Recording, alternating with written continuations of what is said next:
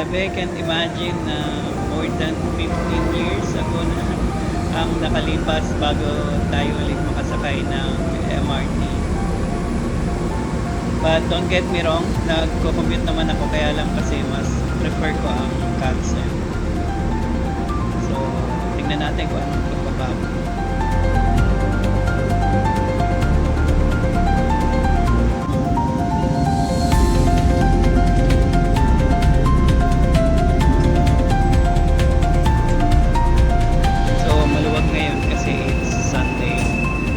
Pretty sure it's a different story kapag weekdays, lalo na kapag rush hour.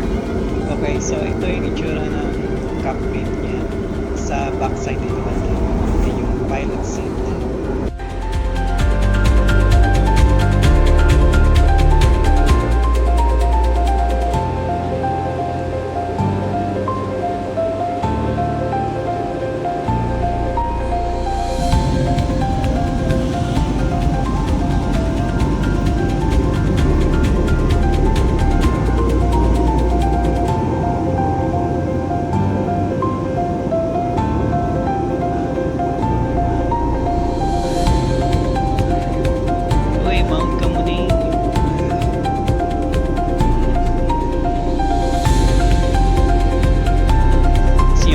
Experience, to be honest with you, it brings back lots and lots of memories nung nagtatrabaho pa tayo sa may Makati at nakikipagbalyahan tayo papasok at pauwi ng opisina. It's always a war zone, kaya sobrang laking tulong ng carousel.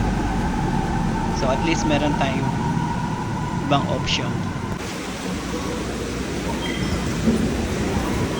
Insert pala.